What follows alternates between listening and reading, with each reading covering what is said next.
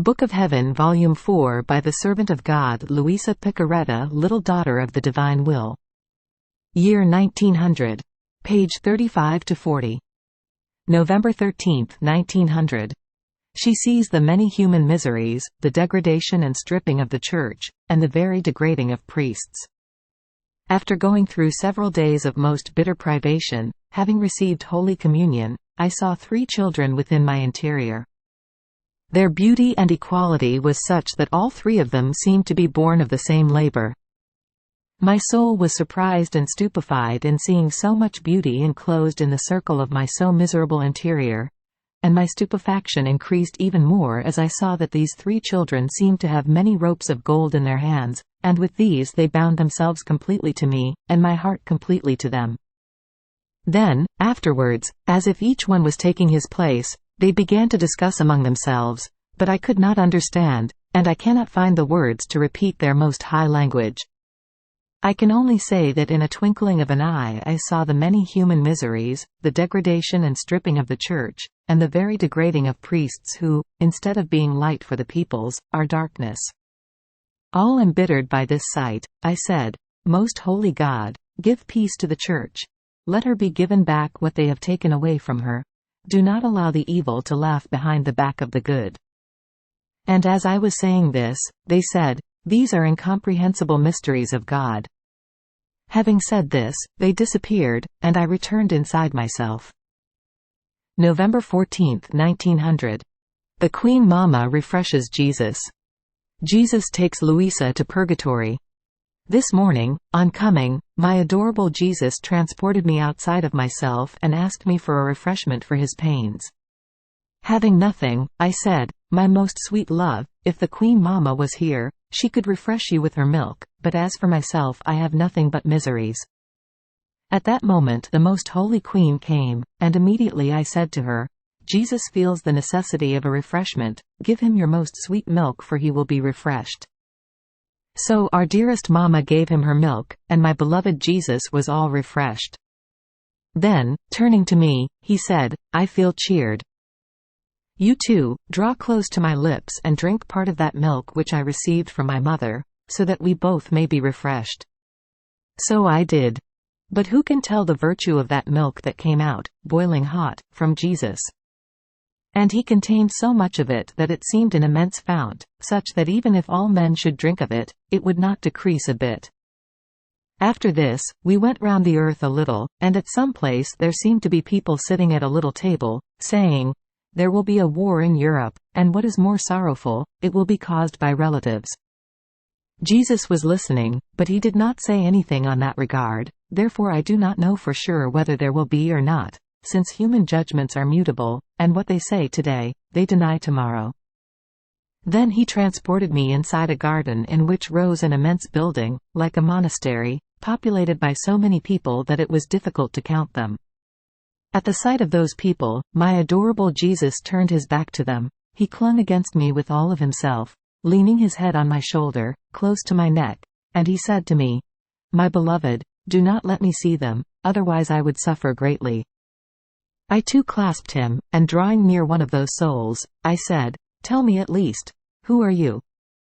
And she answered, "We are all purging souls, and our liberation is bound to the satisfaction of those pious legacies which we have left to our successors, and since they are not satisfied, we are forced to stay here, away from our God.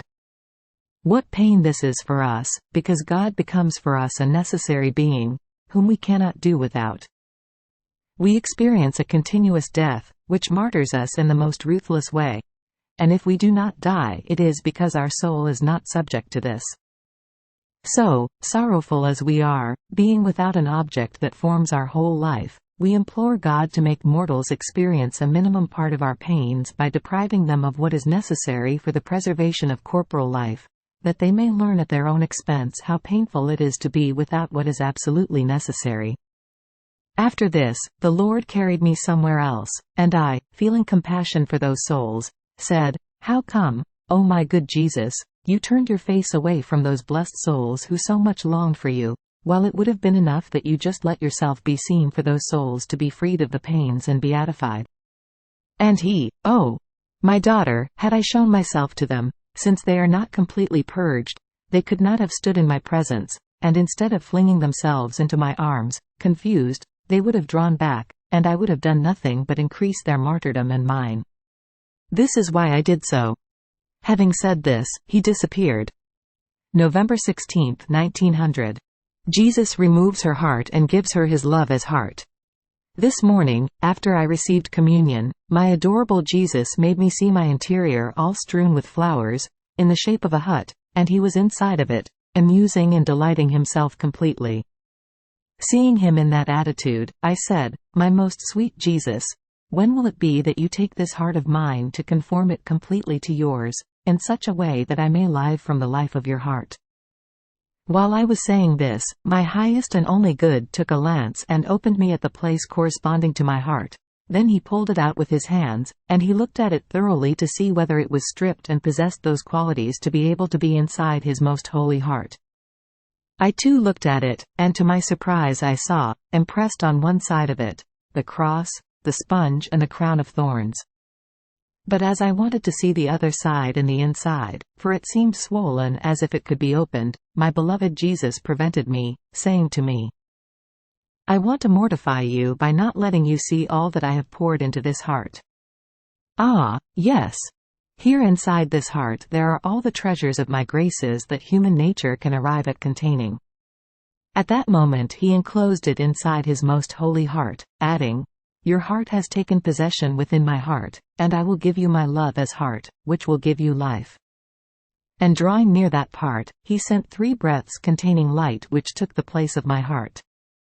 Then he closed the wound, telling me, "Now more than ever is it appropriate for you to fix yourself in the center of my will, having my love alone as heart. You must not go out of it even for one instant, for my love will find its true nourishment in you only if it finds my will in you, entirely and completely. In it will my love find its contentment and true and faithful correspondence." Then, drawing near my mouth, he sent me 3 more breaths, and he also poured a most sweet liqueur which inebriated me completely. Then, as though taken by enthusiasm, he said, "See, your heart is in mine, therefore it is no longer yours."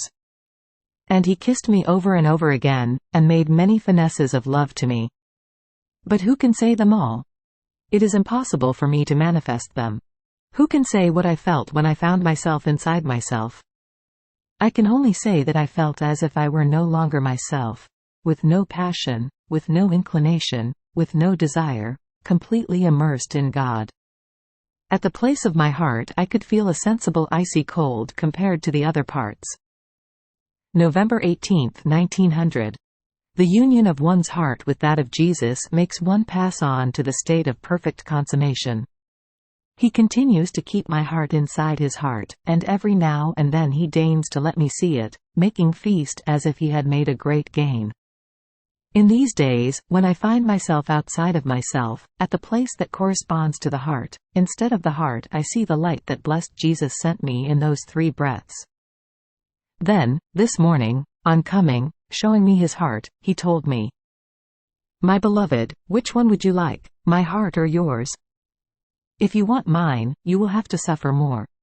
Know, however, that I have done this to make you pass on to another state, because when one reaches union, one passes to another state, which is that of consummation, and in order to pass to this state of perfect consummation, the soul needs either my heart in order to live, or her own completely transformed into mine.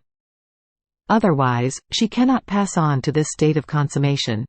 And I, all fearful, answered, "My sweet love, my will is no longer mine, but yours. Do whatever you want, and I will be more than happy."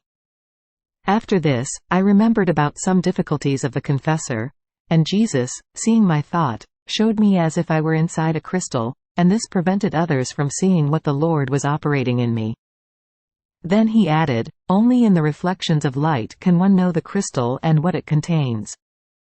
The same with you. One who carries the light of faith will touch what I operate in you with his own hand. If then he does not, he will see things in a natural way.